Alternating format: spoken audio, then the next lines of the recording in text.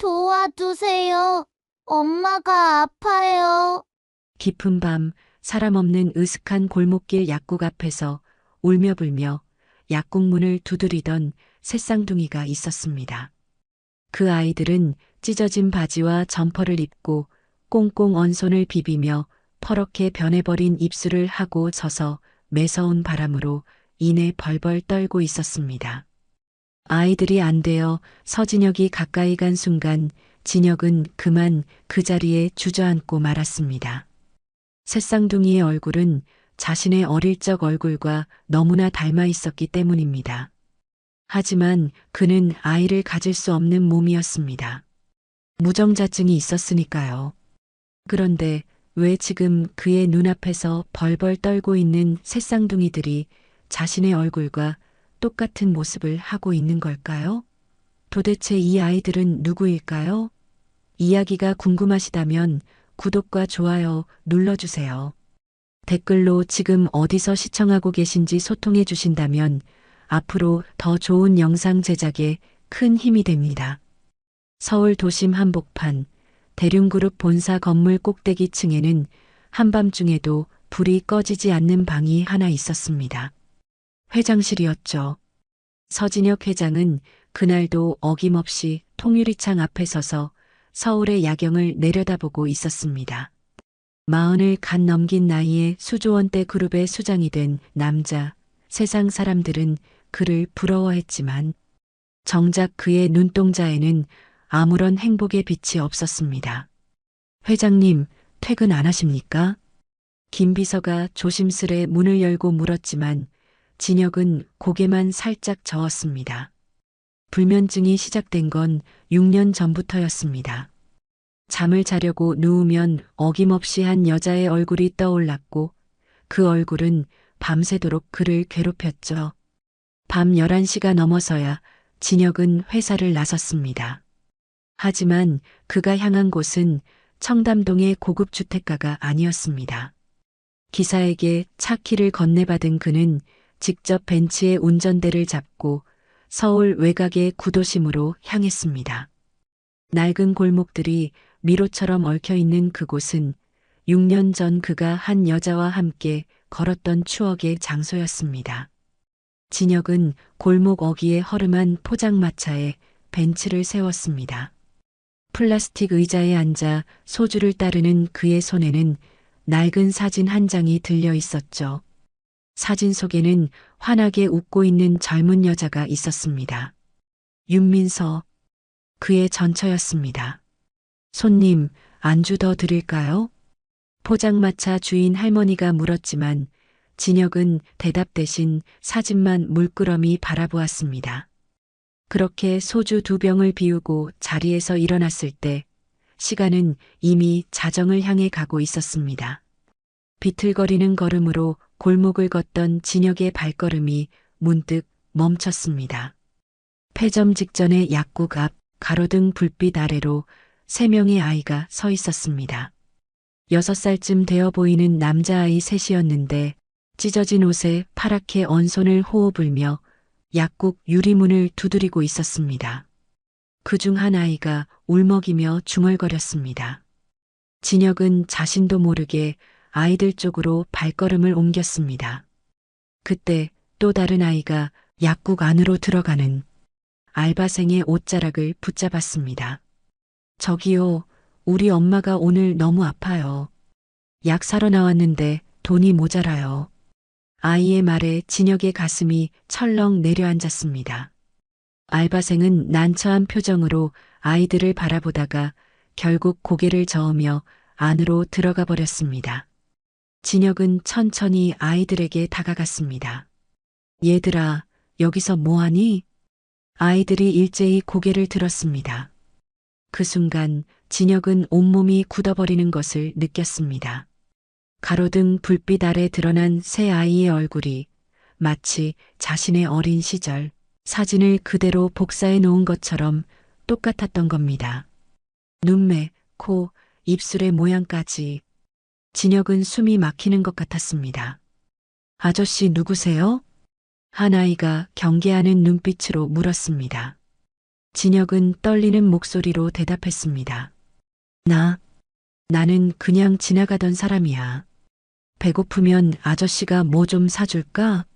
하지만 아이들은 일제히 뒷걸음질을 쳤습니다. 엄마가 그랬어요. 모르는 사람한테는 맛있는 과자도 받는 거 아니래요. 가운데 아이가 날카롭게 소리쳤습니다. 그 말에 진혁은 가슴 한구석이 뭉클해지는 것을 느꼈습니다. 동시에 그는 가장 큰 아이의 귓불 뒤에서 무언가를 발견했습니다. 검은 반점이었습니다. 콩알만한 크기의 선명한 점이 자신의 귓불 뒤에 있는 것과 정확히 같은 위치에 박혀 있었습니다. 진혁의 손이 무의식적으로 자신의 귓불을 만졌습니다. 서가의 남자들에게만 대대로 내려오는 점. 아버지에게도 있었고 할아버지에게도 있었던 그 점이 저 아이에게도 있다는 것은 대체 무슨 의미란 말입니까? 얘들아, 잠깐만. 진혁이 손을 뻗었지만 아이들은 이미 골목 안쪽으로 뛰어가고 있었습니다. 그는 아이들의 뒤를 따라갔습니다. 벤치에 타라고 권유해봤지만 아이들은 더욱 경계하며 달아났죠. 구불구불한 골목을 지나 허름한 단칸방들이 늘어선 곳에 이르러서야 아이들의 모습이 사라졌습니다. 진혁은 그 자리에 멈춰 섰습니다. 더 이상 따라갈 수가 없었습니다. 떨리는 손으로 휴대폰을 꺼낸 진혁은 김 비서에게 전화를 걸었습니다. 김 비서, 나야. 지금 당장 조사해. 6년 전 이혼한 윤민서가 낳은 아이들이 있는지 있다면 나랑 친자 확인 검사를 즉시 진행해. 전화기 너머로 김 비서의 당황한 목소리가 들려왔지만 진혁은 더 이상 듣지 않았습니다. 그의 머릿속에는 오직 그 아이들의 얼굴만이 맴돌고 있었습니다. 같은 시각 골목 안쪽의 좁은 단칸방에서는 윤민서가 이불을 뒤집어 쓴 채 고통스럽게 몸을 웅크리고 있었습니다. 복부를 짓누르는 극심한 통증이 그녀를 괴롭히고 있었죠. 곁에는 방금 뛰어들어온 새쌍둥이가 걱정스러운 눈으로 엄마를 바라보고 있었습니다. 엄마, 우리 약 못 샀어. 미안해. 막내 강산이가 울먹였습니다. 민서는 이를 악물고 아이들에게 손을 내밀었습니다. 괜찮아, 우리 강산이. 엄마는 괜찮으니까 걱정 마. 하지만 그녀의 얼굴은 이미 핏기를 잃고 창백하게 질려 있었습니다. 만성신부전. 6년간의 고된 삶이 그녀의 몸에 남긴 상처였습니다. 한편 서울 강남의 고급 빌라에서는 서민태가 전화기를 붙들고 있었습니다. 대륜그룹 부사장이자 진혁의 사촌 동생인 그는 방금 자신이 회장 비서실에 심어둔 정보원으로부터 보고를 받은 참이었습니다. 뭐라고? 회장이 윤민서와 아이들을 조사하고 있다고? 민태의 눈빛이 차갑게 빛났습니다. 그는 다른 번호로 전화를 걸었습니다. 6년 전 그 의사, 단단히 관리해. 절대로 입 열면 안 돼. 전화를 끄는 민태의 입가에 음산한 미소가 번졌습니다. 6년 전 그가 공들여 만들어 놓은 모든 것이 무너질 수도 있다는 불안감과 그것을 막아야 한다는 집념이 그의 눈 속에서 불꽃처럼 타올랐습니다. 그 밤 서울의 하늘에는 구름이 잔뜩 끼어 별 하나 보이지 않았습니다. 하지만 그 어둠 속에서 6년간 감춰졌던 진실이 서서히 모습을 드러내려 하고 있었습니다. 다음 날 새벽 동이 트기도 전에 윤민서는 부엌에서 도시락을 싸고 있었습니다. 좁디 좁은 단칸방의 한쪽 구석에 놓인 가스레인지 위에서는 계란말이가 지글지글 익어가고 있었죠. 그녀는 한 손으로 프라이팬을 뒤집으면서 다른 손으로는 약통에서 알약 4알을 꺼내 물과 함께 삼켰습니다. 만성신부전 치료제였습니다. 하루에 3번 그녀는 이 약 없이는 하루도 버틸 수가 없었습니다. 엄마, 벌써 일어났어? 큰아이 하늘이가 눈을 비비며 일어났습니다. 민서는 얼른 약통을 앞치마 주머니에 숨기고 환하게 웃어 보였습니다. 응, 우리 하늘이도 일찍 일어났네. 오늘 유치원에서 현장학습 간다며? 엄마가 맛있는 도시락 싸줄게. 아이들에게만큼은 아픈 모습을 보이고 싶지 않았습니다. 6년 동안 그녀는 그렇게 버텨왔습니다.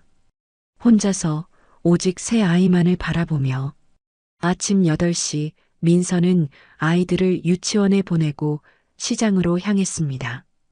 그녀가 일하는 곳은 재래시장 한 구석의 작은 반찬 가게였습니다.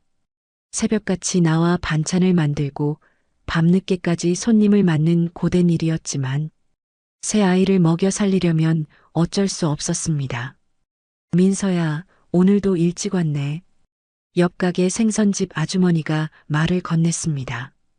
민서는 허리를 숙여 인사했습니다. 네, 아주머니. 오늘 김치 많이 담가야 해서요. 아이고, 혼자서 새쌍둥이 키우느라 얼마나 고생이요.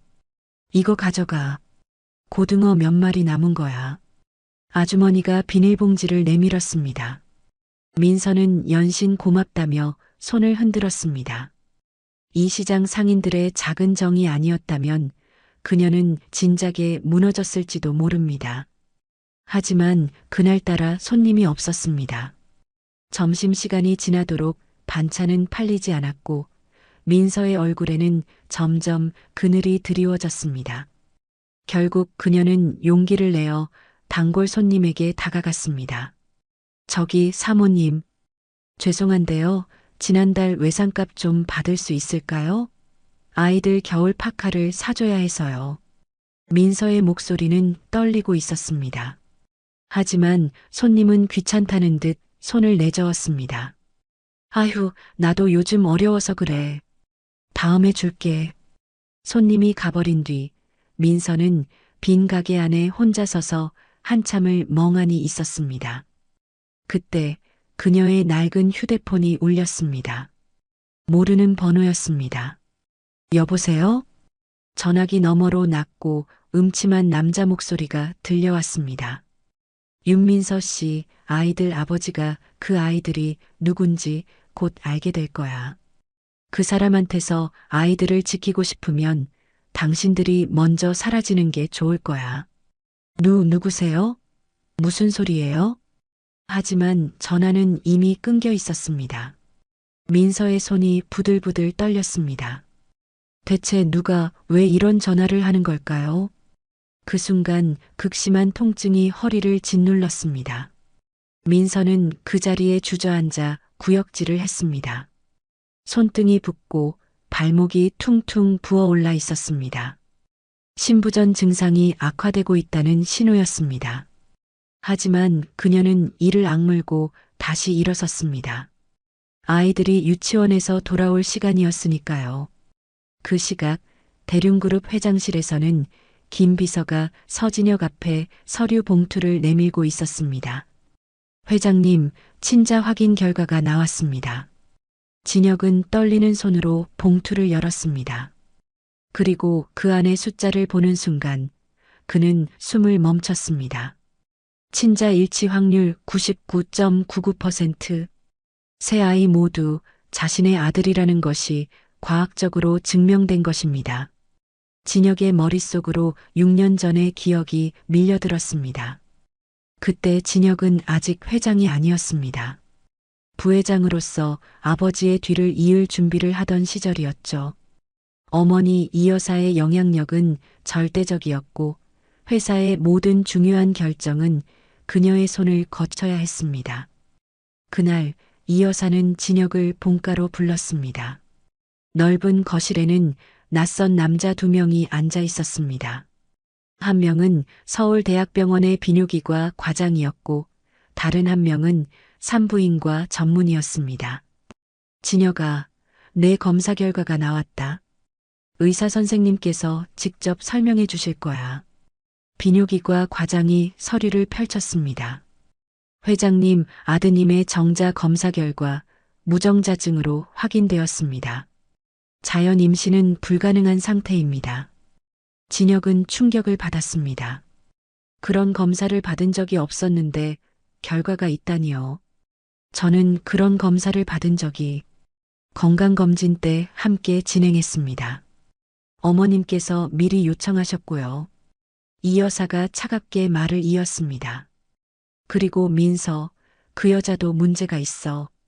자궁에 심각한 기형이 있어서 임신 자체가 불가능하대. 두 사람 다 아이를 가질 수 없는 몸이야. 서가의 대가 끊기게 생겼어. 민서는 그 자리에서 펑펑 울었습니다. 자신이 아이를 낳을 수 없다는 진단에 남편마저 같은 상황이라는 말에 그녀는 무너져 내렸습니다. 어머니, 그래도 저희는 닥쳐. 후계자를 낳을 수 없는 며느리가 이 집에서 무슨 의미가 있어? 그래서 내가 처음부터 결혼을 말린 거야. 너같이 아무것도 없는 집안 아이가 제대로 된 게 있겠니? 내가 진혁이를 진정으로 사랑한다면 스스로 물러나는 게 맞아. 진혁이는 다른 여자를 만나서라도 대를 이어야 해. 이 여사는 거기서 멈추지 않았습니다. 그리고 진혁아, 내가 이 여자 손을 잡으면 회사에서 너를 내보내겠다. 후계자 자격이 없는 놈한테 회사를 맡길 수 없으니까. 민태가 내 자리를 대신하게 될 거야. 진혁은 사면초가에 몰렸습니다. 사랑하는 아내와 평생 일궈온 회사 사이에서 선택을 강요받았습니다. 그때 민서가 먼저 입을 열었습니다. 여보, 저 떠날게요. 민서 씨, 무슨 소리야? 어머님 말씀이 맞아요. 저는 당신한테 아무것도 해줄 수 없는 여자예요. 아이도 못 낳고 당신 회사 자리까지 빼앗게 생겼잖아요. 저 때문에 당신이 모든 걸 잃으면 저는 평생 죄책감에 시달릴 거예요. 민서는 눈물을 흘리면서도 담담하게 말했습니다. 차라리 제가 떠날게요. 당신은 여기서 당신 자리를 지켜요. 그게 저를 위한 거예요. 진혁은 아무 말도 하지 못했습니다. 민서의 손을 잡아야 했습니다. 함께 떠나자고 말해야 했습니다. 하지만 그는 그러지 못했습니다. 수십 년간 어머니 밑에서 자란 그는 결정적인 순간에 나약했습니다. 평생 바쳐온 회사를 포기할 용기가 없었습니다. 그날 밤 민서는 짐을 싸서 집을 나갔습니다. 진혁은 현관 앞에 서서 그녀의 뒷모습을 바라보았습니다. 손을 뻗으면 잡을 수 있는 거리였는데 그는 끝내 손을 뻗지 못했습니다. 민서 씨의 현재 상황도 조사했습니다. 김 비서가 조심스레 다른 서류를 내밀었습니다.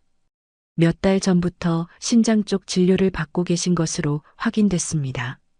상태가 심각해 보입니다. 진혁은 서류를 움켜쥔 채 창밖을 바라보았습니다. 그녀가 얼마나 힘들게 살아왔는지 그 고통이 고스란히 느껴지는 것 같았습니다. 그날 오후 진혁은 민서가 사는 골목을 찾아갔습니다. 골목 어귀에 차를 세우고 멀찍이 서서 지켜보았습니다. 유치원에서 돌아온 새쌍둥이가 좁은 골목에서 뛰어노는 모습이 보였습니다. 하늘이가 동생들과 술래잡기를 하며 깔깔 웃고 있었습니다. 형아, 나 잡아봐. 바다가 소리쳤고 막내 강산이는 넘어져서 울음을 터뜨렸습니다. 그때 민서가 뛰어나와 강산이를 안아 올렸습니다. 우리 강산이 어디 다쳤어? 엄마가 호해줄게. 그 모습을 바라보는 진혁의 눈가가 촉촉해졌습니다. 저 아이들이 자신의 아들이었습니다. 6년 동안 아버지 없이 어머니 혼자의 힘으로 키워온 아이들이었습니다. 진혁은 더 이상 참을 수가 없었습니다. 그는 성큼성큼 골목 안으로 걸어 들어갔습니다. 그런데 그때 민서가 그를 발견하고 그날 밤 민서는 잠을 이루지 못했습니다. 좁은 단칸방 천장을 바라보며 낮에 찾아왔던 서진혁의 얼굴이 자꾸만 떠올랐기 때문입니다. 6년 전 자신을 버렸던 그 남자가 왜 이제 와서 나타난 걸까요? 그의 눈빛에서 읽었던 간절함은 대체 무엇이었을까요? 아이들 곁에서 뒤척이던 민서는 새벽녘에야 겨우 눈을 붙였습니다. 하지만 그 잠은 오래가지 못했습니다. 쿵쿵쿵. 새벽 5시 거친 문 두드리는 소리에 민서는 벌떡 일어났습니다. 심장이 쿵쾅거렸습니다. 이 시간에 누가 올 리가 없었습니다. 문을 열자 집주인 아저씨가 험악한 표정으로 서 있었습니다. 그의 뒤에는 덩치 큰 남자 2명이 팔짱을 끼고 있었죠. 윤민서 씨, 당장 나가요. 오늘 중으로 짐 빼. 네. 무슨 말씀이세요? 계약 기간이 아직 석 달이나 남았는데요. 민서의 목소리가 떨렸습니다. 하지만 집주인은 냉정하게 봉투 하나를 내밀었습니다. 보증금 여기 있어. 이유는 묻지 마. 어차피 말해줄 수도 없으니까. 오늘 저녁까지 안 나가면 짐을 다 내다 버릴 거야. 문이 쾅 닫혔습니다. 민서는 그 자리에 주저앉아 울음을 삼켰습니다. 아이들이 깰까봐 소리를 낼 수도 없었습니다. 떨리는 손으로 봉투를 열어보니 보증금이 고스란히 들어 있었습니다. 대체 무슨 일이 벌어지고 있는 걸까요? 설상가상으로 그날 오전 반찬 가게에 출근한 민서를 기다리고 있던 것은 해고 통보였습니다. 사장님이 난처한 표정으로 민서를 불렀습니다. 민서야, 미안해. 누군가 나한테 협박을 했어. 너 계속 쓰면 가게 문 닫게 만들겠다고. 세무조사 들어오게 해서 완전히 망하게 하겠다더라. 사장님, 저 진짜 열심히 했잖아요. 누가 그런 말을. 나도 몰라. 목소리만 들었는데 무서웠어. 민서야, 내가 무슨 잘못을 한 거 아닌 거 알아. 근데 나도 먹고 살아야 하잖아. 사장님의 얼굴에도 두려움이 서려 있었습니다. 민서는 더 이상 묻지 않았습니다. 이 모든 일이 우연이 아니라는 것을 직감했기 때문입니다. 하루아침에 집에서 쫓겨나고 직장까지 잃다니 누군가가 조직적으로 자신을 노리고 있다는 것이 분명했습니다. 혹시 진혁 씨가? 아니야, 그 사람이 왜? 민서는 머리를 흔들었습니다. 하지만 다른 설명이 떠오르지 않았습니다. 민서는 떨리는 다리를 이끌고 아이들을 데리러 유치원으로 갔습니다. 갈 곳이 없었습니다. 그녀는 아이들 손을 잡고 거리를 헤맸습니다. 해가 지고 밤이 깊어가도 갈 곳은 나타나지 않았습니다. 결국 그녀가 찾은 곳은 동네 공원 벤치였습니다. 엄마, 우리 오늘 여기서 자요? 바다가 물었습니다. 민서는 억지로 웃어 보였습니다. 응, 오늘은 캠핑하는 거야. 재밌지? 하지만 11월의 밤 공기는 매서웠습니다. 민서는 아이들을 꼭 껴안고 밤을 새웠습니다. 그 다음 날도 상황은 나아지지 않았습니다. 며칠간 공원 벤치와 24시간 찜질방을 전전하는 생활이 계속되었습니다. 엄마, 우리 왜 맨날 이사해요? 나 우리 집 가고 싶어요. 하늘이가 물었습니다. 민서는 아이의 머리를 쓸어넘기며 눈물을 삼켰습니다. 응, 엄마가 더 좋은 집 구하고 있어. 조금만 참아, 응? 금방 좋은 집 찾을게. 그때 진혁은 김 비서에게 지시를 내리고 있었습니다. 민서 씨 근처에 사람 붙여. 멀리서 지켜보기만 해. 내가 직접 움직이면 더 위험해질 수 있어. 진혁은 민서가 쫓겨났다는 소식을 듣고 가슴이 찢어지는 것 같았습니다. 하지만 자신이 직접 나서면 상황이 더 악화될 수 있다는 것을 알았습니다. 누군가가 민서를 노리고 있다면 그 배후를 먼저 밝혀내야 했습니다. 그러던 어느 날 오후 민서가 머물던 찜질방 앞에 검은색 승용차 3대가 멈춰 섰습니다. 차에서 내린 것은 명품 옷을 차려입은 중년 여성과 검은 양복의 경호원 4명이었습니다. 이 여사였습니다. 그녀의 손가락에는 다이아몬드 반지가 번쩍이고 있었고 목에는 진주 목걸이가 걸려 있었습니다. 윤민서, 그 차가운 목소리에 민서의 온몸이 얼어붙었습니다. 6년 만에 듣는 시어머니의 목소리였습니다. 찜질방에서 나온 민서는 새 아이를 뒤로 숨기며 이 여사를 마주했습니다. 이 여사의 시선이 삼둥이에게 향했습니다. 잠깐, 아주 잠깐 그녀의 눈빛이 흔들렸습니다. 손주들의 얼굴이 아들 진혁의 어린 시절과 너무나 닮아 있었기 때문입니다. 하지만 그 흔들림은 금세 사라졌습니다. 이 여사는 민서 앞에 두꺼운 봉투를 던졌습니다. 이 돈 받고 내 손주들만 내놔라. 핏줄은 속일 수 없어.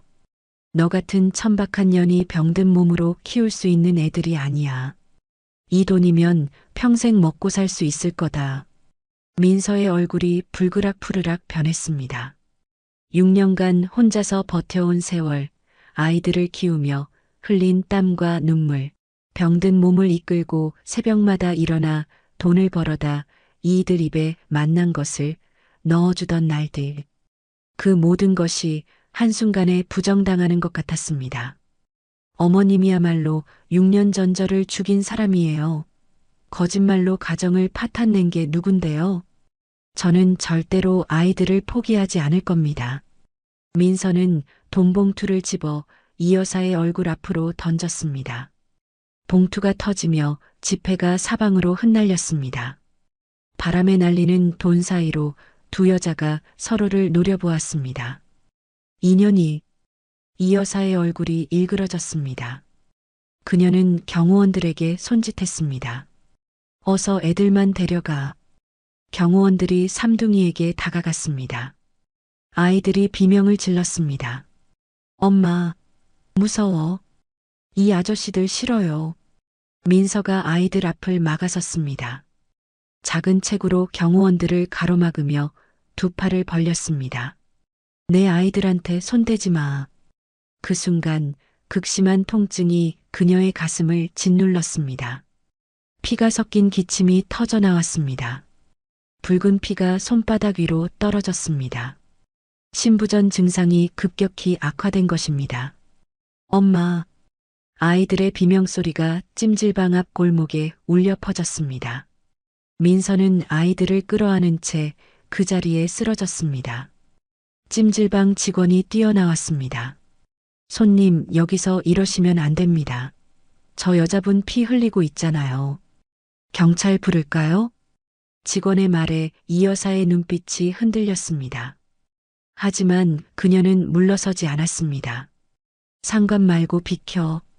바로 그때 굉음을 내며 한 대의 차가 골목으로 돌진해 왔습니다.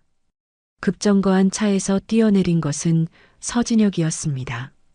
그의 얼굴은 분노로 일그러져 있었습니다. 당장 멈춰.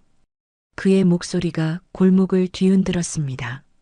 진혁은 달려와 민서와 아이들 앞에 섰습니다. 그의 눈에는 6년간 보지 못했던 불꽃이 타오르고 있었습니다. 내 가족한테 손대지 마. 진혁의 목소리는 낮았지만 그 안에 담긴 분노는 화산처럼 거대했습니다. 경호원 2명이 그에게 달려들었지만 진혁은 주먹 2방으로 그들을 쓰러뜨렸습니다. 젊은 시절 권투를 배웠던 실력이 아직 녹슬지 않았던 것입니다. 나머지 2명의 경호원도 진혁에게 덤볐지만 그는 냉정하게 그들을 제압했습니다. 검은 양복의 남자들이 아스팔트 위에 나뒹굴었습니다. 진혁아, 내가 왜 여기서? 이 여사가 당황한 표정으로 아들을 바라보았습니다. 진혁은 어머니를 똑바로 마주보며 말했습니다. 그의 목소리는 단호했지만 그 안에는 6년간 쌓인 후회와 분노가 뒤섞여 있었습니다. 어머니야말로 6년 전에 하셨던 실수를 오늘 또다시 저지르신 겁니다. 저는 이제 대륜그룹 회장이 아니라 이 아이들의 아버지입니다. 어머니가 뭐라고 하셔도 저는 이 사람들을 지킬 겁니다. 뭐라고? 내가 지금 어미한테 대드는 거야? 이 여사의 얼굴이 일그러졌습니다. 하지만 진혁은 더 이상 어머니의 눈치를 보지 않았습니다. 6년 전 어머니의 말에 휘둘려 민서를 버렸던 그 비겁한 자신은 더 이상 없었습니다. 저 아이들은 제 아이들입니다. 친자 확인까지 했어요. 이제부터 어머니가 뭐라고 하셔도 저는 이 가족을 포기하지 않을 겁니다. 진혁은 어머니를 등지고 쓰러진 민서를 안아 올렸습니다. 민서의 몸은 가볍고 야위었습니다. 6년간 얼마나 고생했는지가 그 작은 몸에 고스란히 담겨 있었습니다. 민서 씨, 정신 차려요. 지금부터 당신과 아이들, 내가 지킬게. 민서는 희미해지는 의식 속에서 진혁의 얼굴을 올려다보았습니다. 6년 전 자신을 외면했던 그 남자가 지금은 자신을 품에 안고 있었습니다. 꿈인지 현실인지 알 수가 없었습니다. 진혁은 민서와 삼둥이를 차에 태우고 서울 외곽의 안전가옥으로 향했습니다. 외부에 완벽히 격리된 별장이었습니다. 높은 담장과 철문으로 둘러싸인 그곳은 진혁이 비밀리에 마련해둔 피난처였습니다. 도착한 후 의사를 불러 민서의 상태를 확인했습니다. 일단 급한 불은 껐지만 근본적인 치료가 필요합니다. 신장 기능이 많이 떨어져 있어요. 정기적으로 투석을 받으셔야 합니다. 의사가 돌아간 후 민서는 소파에 앉아 진혁을 노려보았습니다. 아직 그를 믿을 수 없었습니다. 당신을 어떻게 믿어요? 당신은 6년 전 도망친 비겁한 사람이잖아요. 어머님이 저한테 뭐라고 했는지 알아요? 당신은 그냥 거기 서서 구경만 했잖아요. 나 혼자 쫓겨나는 거 그냥 두고 봤잖아요. 그 말에 진혁은 고개를 떨구었습니다. 할 말이 없었습니다. 6년 전 자신은 정말로 비겁했습니다. 어머니 앞에서 한마디도 하지 못하고 아내가 쫓겨나는 것을 그저 바라만 보았습니다. 그녀의 말이 모두 맞았습니다. 맞아. 나는 비겁했어. 그때 당신 손을 놓은 건 평생 후회하고 있어. 그래서 그 후로 매일 밤 잠을 못 잤어. 6년 동안 단 하루도 당신 생각을 안 한 날이 없었어. 진혁이 민서 앞에 무릎을 꿇었습니다. 재벌 회장이 수조원대 그룹의 수장이 거실 바닥에 무릎을 꿇었습니다. 하지만 이번에는 절대 도망치지 않을게. 내 생명을 걸고 약속할게. 당신과 아이들, 내가 끝까지 지킬게.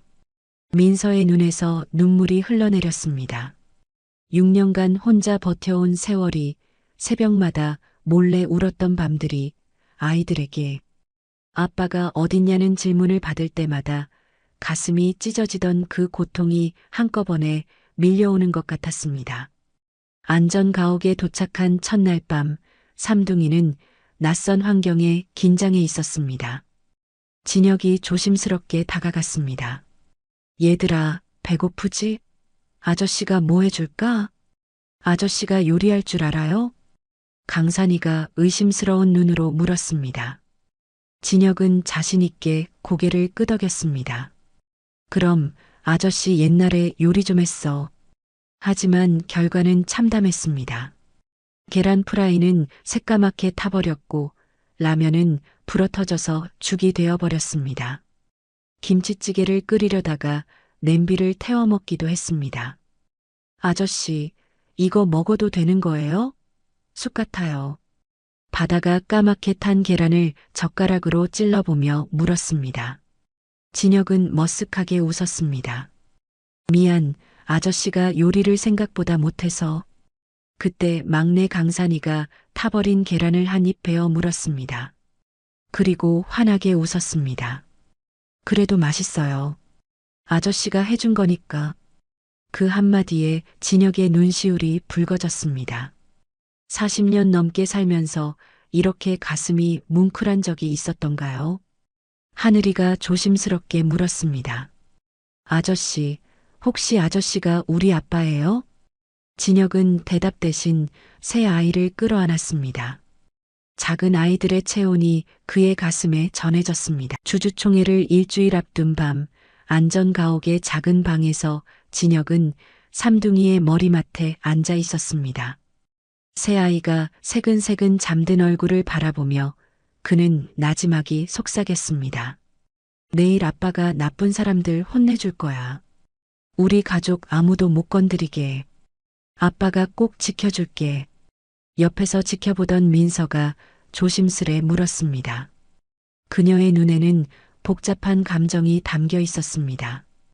저도 같이 가면 안 될까요? 6년 전에 하지 못했던 말이 있어요. 그때는 그냥 끌려나갔지만 이번에는 제 입으로 직접 말하고 싶어요. 진혁은 고개를 끄덕였습니다. 이번만큼은 혼자가 아니었습니다. 6년 전에는 서로의 손을 놓았지만 이제는 함께 맞서야 할 때였습니다. 그래, 같이 가자. 이번에는 끝까지 함께 싸울게. 주주총회 당일 아침, 서울 하늘은 잔뜩 흐려 있었습니다. 대륜그룹 본사 앞에는 수백 명의 취재진이 몰려 있었습니다. 서진혁 회장의 비자금 스캔들 의혹이 보도되면서 그룹의 운명이 이날 결정될 거라는 소문이 퍼져 있었죠. 카메라 플래시가 쉴 새 없이 터졌습니다. 총회장 안에서 서민태는 승리를 확신하며 냉소적인 미소를 짓고 있었습니다. 그의 옆에는 그를 지지하는 이사들이 앉아 있었습니다. 오늘 형은 끝장이야. 내가 준비한 자료들이면 충분해. 민태가 중얼거렸습니다. 그는 이미 주요 주주들을 포섭해 놓은 상태였습니다. 이 여사도 총회장 한쪽에 앉아 있었습니다. 그녀의 표정은 굳어 있었습니다. 며칠 전 진혁에게 들은 말이 계속 머릿속을 맴돌았습니다. 민태가 해임안을 상정하려고 마이크를 잡는 순간 총회장 문이 열렸습니다. 서진혁이 들어섰습니다. 하지만 그의 옆에는 윤민서가 있었고 새쌍둥이가 똑같은 턱시도를 입고 아빠의 손을 잡고 있었습니다. 새 아이의 모습은 마치 거울에 비친 것처럼 똑같았습니다. 총회장이 술렁였습니다. 저게 누구야? 아이들이 왜 저기 있는 거지? 새쌍둥이라고? 회장한테 자녀가 있었어? 수군거리는 소리가 총회장을 가득 메웠습니다. 입구에서 기자 한 명이 삼둥이에게 마이크를 들이댔습니다. 너희들 이름이 뭐니? 서진혁 회장 자녀가 맞아? 진혁은 재빨리 아이들을 감싸며 기자를 밀어냈습니다. 그의 눈빛이 차갑게 빛났습니다. 아이들한테는 손대지 마시오. 질문이 있으면 나한테 하시오. 단상에 오른 진혁은 마이크를 잡았습니다. 수백 명의 시선이 그에게 집중되었습니다. 그의 목소리는 총회장 전체에 울려 퍼졌습니다. 오늘 이 자리에서 저의 6년 전 이혼이 모두 거짓으로 인해 벌어진 것이었음을 밝히겠습니다. 대형 스크린의 친자 확인서가 떠올랐습니다. 친자 일치 확률 99.99%. 세 아이 모두 서진혁의 친아들이라는 증거였습니다. 총회장이 다시 술렁였습니다. 이 아이들은 모두 제 아들들입니다. 서하늘, 서바다, 서강산. 6년 전 누군가의 조작으로 저는 아내와 헤어졌고 아이들의 존재조차 몰랐습니다. 그 6년 동안 아내는 홀로 새 아이를 키우며 병까지 얻었습니다. 민태가 벌떡 일어섰습니다. 그의 얼굴이 일그러져 있었습니다. 어디서 근본 없는 아이들을 데려와서 쇼를 하는 거야. 친자 확인서? 그런 거 위조하는 건 일도 아니잖아. 진혁은 차갑게 민태를 바라보았습니다. 그의 눈에는 6년간 쌓인 분노가 담겨 있었습니다. 근본 없는 건 조작된 진단서로 가족을 파괴하고 그룹을 찬탈하려 한 너의 탐욕이야, 민태야. 스크린이 바뀌었습니다. 녹음 파일이 재생되기 시작했습니다. 의사 양반, 내 말대로만 써. 서진혁이 무정자증이라고. 그 여자도 불임이라고 적어. 내가 원하는 대로만 하면 평생 돈 걱정 없이 살게 해줄게. 하지만 부사장님, 이건 범죄입니다. 만약 들키면 들킬 일 없어. 형수는 쫓겨날 거고 형은 영영 자식을 못 가진다고 생각할 거야. 그럼 후계자 자리는 내 거지. 민태의 목소리였습니다. 총 회장이 충격에 휩싸였습니다. 이사들의 얼굴이 창백해졌습니다. 주주들 사이에서 야유가 터져 나왔습니다. 이 여사의 얼굴도 창백하게 질렸습니다. 자신도 민태에게 속았다는 것을 그제야 깨달은 것입니다. 녹취록이 재생되는 동안 그녀의 표정이 점점 일그러졌습니다. 민태야, 내가 나까지 속인 거야? 그 진단서가 조작이었다고? 이 여사가 떨리는 목소리로 물었습니다. 민태는 대답하지 못했습니다. 그의 얼굴에서 혈기가 빠져나갔습니다. 진혁이 어머니를 향해 말했습니다. 그의 목소리에는 원망과 슬픔이 뒤섞여 있었습니다. 어머니, 어머니의 체면이 우리 가족의 행복보다 중요했습니까? 6년 전 어머니는 민서를 쫓아내면서 자식을 못 낳는 여자라고 하셨죠. 그런데 그게 다 거짓말이었어요. 민태가 꾸민 거짓말에 어머니도 속으신 거예요. 이 여사는 고개를 떨구었습니다. 아무 말도 할 수 없었습니다. 6년 전 자신이 민서에게 했던 말들, 그 차가운 시선들이 떠올랐습니다. 모든 것이 거짓 위에 세워진 것이었습니다. 그 순간 총회장 문이 열리고 검찰 수사관들이 들어왔습니다. 짙은 남색 점퍼를 입은 수사관들이 총회장 안으로 성큼성큼 걸어왔습니다. 서민태 부사장, 사기 및 협박 혐의로 체포합니다. 민태의 손목에 수갑이 채워졌습니다. 끌려나가면서 그는 이 여사를 향해 소리쳤습니다. 큰어머니도 공범이에요. 나만 잡아가면 안 돼. 큰어머니도 알고 있었잖아요. 발버둥 치는 민태를 수사관들이 끌고 나갔습니다. 하지만 총회장 밖으로 나서기 직전 민태는 기자들을 향해 외쳤습니다. 서진혁이 수천억 대 비자금을 숨겼다. 조사해봐. 나만 나쁜 놈이 아니야. 그것이 그의 마지막 발악이었습니다. 하지만 그 한마디가 나중에 어떤 파문을 일으킬지 그때는 아무도 몰랐습니다. 총회장 한쪽 한 병원의 병실에서는 한 가족이 TV로 이 장면을 지켜보고 있었습니다. 중환자실에 누운 노인의 곁에서 그의 아들이 중얼거렸습니다. 저런 사람도 있구나. 가족을 위해 모든 걸 걸다니. 우리 아버지도 저런 분이셨는데. 그의 어머니가 눈물을 글썽이며 TV를 바라보았습니다. 그들은 뇌사 판정을 받은 가장의 마지막을 지키고 있었습니다. 주주총회가 끝나고 일주일이 지났습니다. 민태는 체포되었고 진혁의 회장직은 유지되었습니다. 모든 것이 제자리를 찾아가는 것 같았습니다. 하지만 운명은 또 다른 시련을 준비하고 있었습니다. 그날 아침 민서는 평소처럼 아이들의 아침밥을 준비하고 있었습니다. 계란을 풀고 김치를 꺼내고 밥을 푸던 그녀의 손이 갑자기 멈췄습니다. 눈앞이 핑 돌았습니다.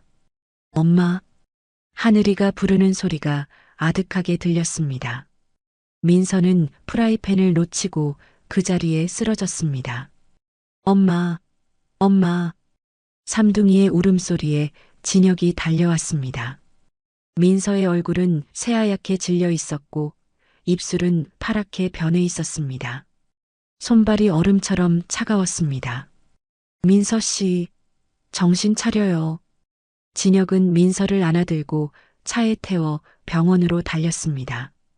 신호등을 무시하고 경적을 울리며 달렸습니다. 오직 민서를 살려야 한다는 생각뿐이었습니다. 응급실에서 몇 시간을 기다린 후 의사가 나왔습니다. 그의 표정은 어두웠습니다. 희망적인 소식이 아니라는 것을 직감할 수 있었습니다. 환자분의 만성 신부전이 급속도로 악화되어 말기에 도달했습니다. 신장 기능이 거의 정지된 상태예요. 신장 이식 외에는 방법이 없습니다. 적합한 기증자를 찾지 못하면 길어야 한 달입니다. 진혁의 눈앞이 캄캄해졌습니다. 한 달, 고작 한 달이라니. 겨우 찾은 가족을, 이제 막 되찾은 사랑을 다시 잃게 되는 건가요? 내 심장을 검사해 주세요. 내 거라도 떼어주겠습니다. 제발이요. 진혁의 애원에 의사가 검사를 진행했습니다. 하지만 몇 시간 후 돌아온 결과는 절망적이었습니다. 죄송합니다. 혈액형이 맞지 않습니다. 회장님의 신장은 사모님께 이식할 수 없어요. 진혁은 병원 복도에 주저앉아 머리를 쥐어뜯었습니다. 수조원의 재산이 있어도 대한민국 최대 그룹의 회장이어도 사랑하는 사람의 죽어가는 생명 앞에서는 아무것도 할 수 없었습니다.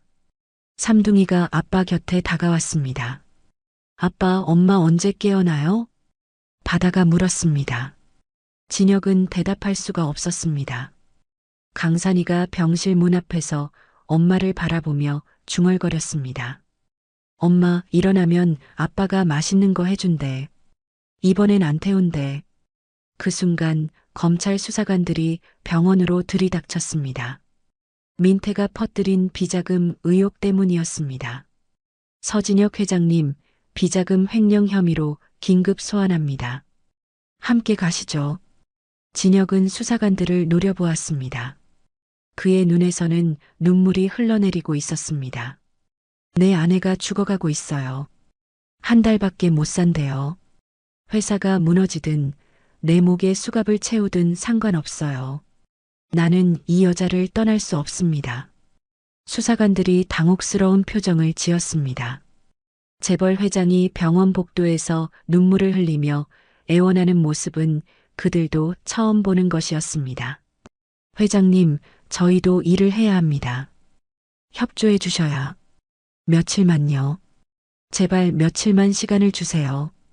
수사관들은 서로를 바라보다가 결국 물러났습니다. 하지만 언제까지 기다려줄지는 알 수 없었습니다. 김 비서가 찾아와 간절히 말했습니다. 회장님, 지금 회사가 흔들리고 있습니다. 민태 부사장 일로 주가가 폭락했어요. 나가셔서 수습하셔야 합니다. 하지만 진혁은 고개를 저었습니다. 회사보다 중요한 건 내 가족이야. 6년 전에 난 회사를 선택해서 가족을 잃었어. 이번엔 그러지 않을 거야. 회사 일은 이사회에서 알아서 처리하게 해. 하지만 더 이상 말하지 마. 다음 날 아침 진혁은 결단을 내렸습니다. 밤새 생각한 끝에 내린 결론이었습니다. 그는 대륜그룹 홍보팀을 통해 긴급 기자회견을 열었습니다. 병원 앞에 취재진이 모여들었습니다. 저 서진혁은 오늘부로 대륜그룹 회장직에서 사임합니다. 기자들이 술렁였습니다. 하지만 진혁의 말은 거기서 끝나지 않았습니다. 또한 제 소유의 모든 주식과 재산을 사회에 환원할 것임을 선언합니다.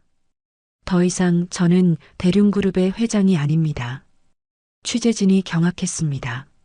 수조원대의 재산을 모두 포기한다니 믿을 수 없는 일이었습니다. 카메라 플래시가 쉴 새 없이 터졌습니다. 회장님, 이유가 뭡니까? 왜 이런 결정을 내리신 겁니까?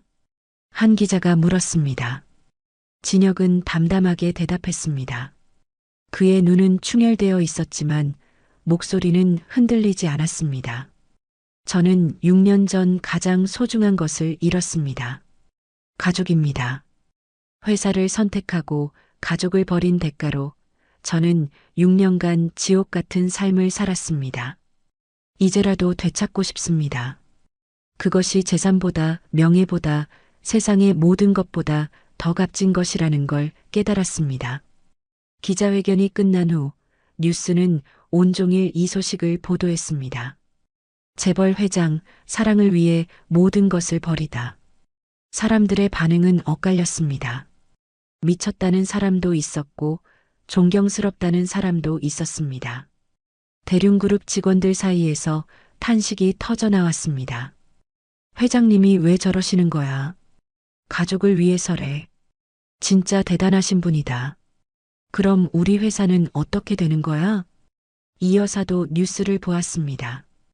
아들이 평생 쌓아온 모든 것을 버리는 모습을. 그녀는 떨리는 손으로 휴대폰을 들었지만 전화를 걸 용기가 나지 않았습니다. 진혁은 기자회견이 끝나자마자 검찰청으로 향했습니다. 그리고 수사관들 앞에 무릎을 꿇었습니다. 차가운 대리석 바닥 위에 양복 입은 남자가 무릎을 꿇은 모습은 이질적이었습니다. 제 아내가 깨어날 때까지만 일주일만 시간을 주십시오. 그 후에는 제 발로 어디든 가겠습니다. 제발 부탁입니다. 수사관들은 무릎 꿇은 전직 재벌 회장의 모습에 말문이 막혔습니다. 평생 이런 광경을 본 적이 없었습니다. 회장님, 일어나십시오. 저희가 일단 상부에 보고하겠습니다. 병원으로 돌아온 진혁은 삼둥이와 함께 병원 복도에 무릎을 꿇고 기도했습니다. 새 아이와 아빠, 네 사람이 나란히 무릎을 꿇은 모습은 지나가는 사람들의 마음을 울렸습니다. 하나님, 엄마를 살려주세요. 아내를 살려주세요. 제발이요. 우리 엄마 안 죽게 해주세요. 네 사람의 기도가 병원 복도에 울려 퍼졌습니다. 간호사들도 지나가는 환자들도 모두 그 모습을 바라보며 눈시울을 붉혔습니다. 그날 저녁 기적 같은 일이 일어났습니다. 다른 병원에서 기증자가 나왔는데 아내의 신장 이식을 할 수 있는 적합한 기증자라는 것이었습니다. 조금 있다가 병원으로 한 가족이 찾아왔습니다. 중년 여성과 그녀의 아들이었습니다. 그들은 교통사고로 뇌사 판정을 받은 환자의 가족이었습니다. 서진혁 회장님 맞으시죠? 네, 그런데 어떻게? 중년 여성이 눈물을 글썽이며 말했습니다. 뉴스에서 봤습니다. 회장님이 모든 걸 버리고 아내분을 지키시는 모습을요. 기자회견 보면서 저희 가족이 모두 울었어요. 저희 아버지도 가족을 위해 모든 걸 버린 분이셨어요. 평생 농사 지으시면서 저희 삼남매 대학 보내시느라 본인은 아무것도 없이 사셨죠. 그래서 맞는다면 저희 아버지의 신장을 사모님께 드리고 싶었습니다. 진혁은 그 자리에서 깊이 고개를 숙였습니다. 이마가 바닥에 닿을 정도로 절을 했습니다. 평생 이 은혜 잊지 않겠습니다. 정말 감사합니다. 기증자 가족의 아들이 진혁의 손을 잡았습니다. 저희 아버지 장기가 누군가를 살릴 수 있다면 아버지도 기뻐하실 거예요. 아버지는 항상 말씀하셨거든요. 가족보다 소중한 건 없다고. 이식 수술이 결정되었습니다. 진혁은 떨리는 손으로 수술 동의서에 서명했습니다. 펜을 쥔 손이 계속 떨려서 글씨가 삐뚤빼뚤해졌습니다. 민서야, 꼭 살아서 돌아와. 이제 내가 평생 당신을 지킬게. 다시는 놓지 않을게. 수술실 불이 켜졌습니다. 진혁은 수술실 앞 차가운 의자에 앉아 기다렸습니다. 1시간, 2시간, 3시간. 시간이 흐르는 것이 느껴지지 않았습니다. 그 시간 동안 6년 전의 모든 기억이 주마등처럼 스쳐 지나갔습니다. 결혼식 날 민서의 환한 웃음. 여보, 우리 행복하게 살아요. 라고 말하던 그녀의 목소리. 이혼 서류에 도장을 찍던 날 흘리던 민서의 눈물. 그녀가 집을 떠나던 날 뒷모습. 골목에서 처음 삼둥이를 만났던 밤. 그 모든 순간들이 가슴을 파고들었습니다. 삼둥이가 아빠 곁에 바짝 붙어 앉았습니다. 아빠 무서워요. 괜찮아. 엄마는 강한 사람이야. 꼭 이겨낼 거야. 얘들아, 엄마 믿지? 응, 엄마 믿어. 이 여사가 병원에 나타났습니다. 그녀는 원무과에 가서 작은 봉투를 건넸습니다. 이거 익명으로 기부하고 싶어요. 환자 치료비에 써주세요. 봉투 안에는 거액의 수표가 들어 있었습니다. 그녀가 할 수 있는 유일한 속죄였습니다. 8시간이 흘렀습니다. 드디어 수술실 문이 열렸습니다. 의사가 마스크를 벗으며 나왔습니다. 진혁은 벌떡 일어섰습니다. 심장이 터질 것 같았습니다. 수술은 성공입니다.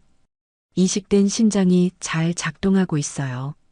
환자분 생명에는 지장이 없습니다. 진혁은 그 자리에서 무너져 내렸습니다. 울음이 터져 나왔습니다. 6년간 참아왔던 모든 눈물이 한꺼번에 쏟아져 나왔습니다. 감사합니다. 감사합니다. 삼둥이가 아빠를 끌어안았습니다. 아이들도 울고 있었습니다. 병원 복도에서 네 식구는 서로를 껴안고 한참을 울었습니다. 의료진에게 진혁이 몇 번이고 절을 했습니다. 감사합니다. 정말 감사합니다. 평생 이 은혜 잊지 않겠습니다. 1년이 흘렀습니다.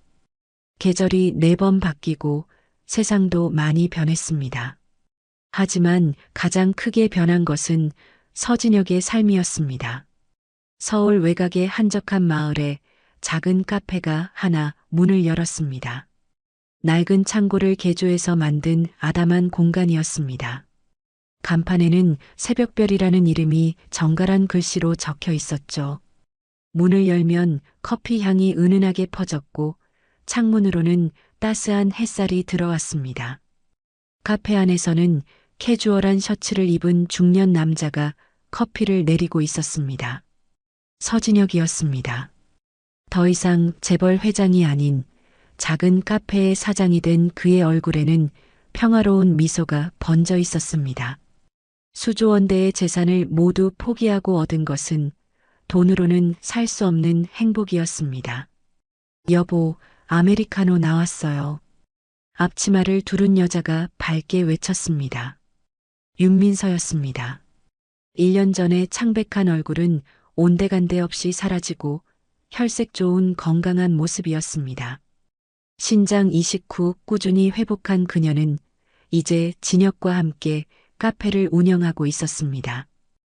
잠깐만. 휘핑크림 올릴게. 진혁이 커피잔에 휘핑크림을 올리며 대답했습니다. 부부의 다정한 모습에 카페의 단골 할머니가 미소 지었습니다. 사장님 부부 보면 우리 젊은 시절 생각나요. 저렇게 다정한 부부는 요즘 보기 힘들지. 참 보기 좋아. 할머니 감사합니다. 오늘도 팥빙수 드실 거죠? 민서가 웃으며 물었습니다. 그래, 여기 팥빙수가 제일 맛있어. 카페 한쪽 테이블에서는 초등학생이 된 삼둥이가 숙제를 하고 있었습니다. 1년 사이에 아이들도 많이 자랐습니다. 유치원생이었던 아이들이 이제는 초등학교 1학년이 되었습니다. 아빠, 이 문제 모르겠어요. 바다가 손을 들었습니다. 진혁이 에이프런을 턱에 걸고 다가가 바다의 옆에 앉았습니다. 어디 보자. 아, 이건 이렇게 푸는 거야. 여기 숫자를 먼저 더하고. 하늘이가 옆에서 끼어들었습니다. 아빠, 나도 가르쳐줘요. 그래, 다 같이 하자. 강산이가 갑자기 일어나서 손님들에게 외쳤습니다. 우리 아빠가 만든 커피가 제일 맛있어요. 여러분도 드셔보세요. 손님들 앞에서 자랑하는 막내의 모습에 모두가 웃음을 터뜨렸습니다. 민서가 강산이의 머리를 쓸어넘기며 말했습니다. 우리 강산이 아빠 자랑하는 거야? 고마워. 저녁 무렵 카페 문이 열리고 익숙한 얼굴이 들어왔습니다. 김비서였습니다. 아니, 이제는 김이사였습니다. 진혁이 물러난 후 대륜그룹의 이사가 된 그는 한 달에 한 번씩 이 카페를 찾았습니다. 회장님, 아니 사장님, 잘 지내시죠? 진혁이 환하게 웃으며 그를 맞았습니다. 김비서, 아니 이제 김이사지? 어서 와. 커피 한잔 할래? 두 사람은 창가에 앉아 커피를 마시며 이야기를 나누었습니다. 창밖으로는 노을이 물들어가고 있었습니다. 회사는 잘 돌아가고 있어요. 새로운 회장님이 잘 이끌고 계시고요. 회장님 덕분에 비리가 다 드러나서 오히려 회사가 더 건강해졌다는 평가도 있어요. 그래, 다행이네. 김 이사가 조심스럽게 물었습니다. 후회 안 하세요? 그 모든 걸 버리신 거. 진혁은 카페 안을 둘러보았습니다. 커피를 내리는 민서, 숙제하는 삼둥이, 웃음소리가 가득한 작은 공간. 1년 전에는 상상도 못했던 풍경이었습니다. 이게 내 행복이야. 대륜그룹 전체보다 소중해. 6년 전에는 몰랐는데 이제는 확실히 알아. 가족보다 소중한 건 아무것도 없다는 거. 김 이사가 고개를 끄덕였습니다. 저도 회장님 보면서 많이 배웠어요. 진짜 중요한 게 뭔지. 그날 밤 카페 문을 닫은 후 민서가 진혁에게 기대어 물었습니다. 두 사람은 카페 앞 벤치에 나란히 앉아 있었습니다. 밤하늘에는 별이 반짝이고 있었습니다. 여보, 회장 자리 포기한 것 정말 후회 안 해요? 가끔 그 시절이 그립지 않아요? 진혁은 민서의 머리를 쓸어넘기며 대답했습니다. 당신 곁에서 커피 내리는 게 회장실에서 서류 결제하는 것보다 100배는 행복해. 회장 시절에는 매일 밤 잠을 못 잤는데 요즘은 베개에 머리만 대면 바로 잠들어. 이게 진짜 행복인 것 같아. 민서의 눈에 눈물이 고였습니다. 고마워요. 돌아와줘서. 그리고 미안해요. 6년 동안 혼자 힘들게 해서. 무슨 소리야. 미안한 건 나지. 그때 당신 손을 놓은 건 평생 후회할 거야. 그래서 이제 다시는 안 놓을 거야. 죽을 때까지. 두 사람은 서로를 바라보며 미소 지었습니다. 6년의 세월이 만든 상처는 1년의 사랑으로 조금씩 아물어가고 있었습니다. 다음 날 오후 카페 건너편 골목에 수수한 옷차림의 중년 여성이 서 있었습니다. 이 여사였습니다. 명품 옷 대신 평범한 원피스를 입은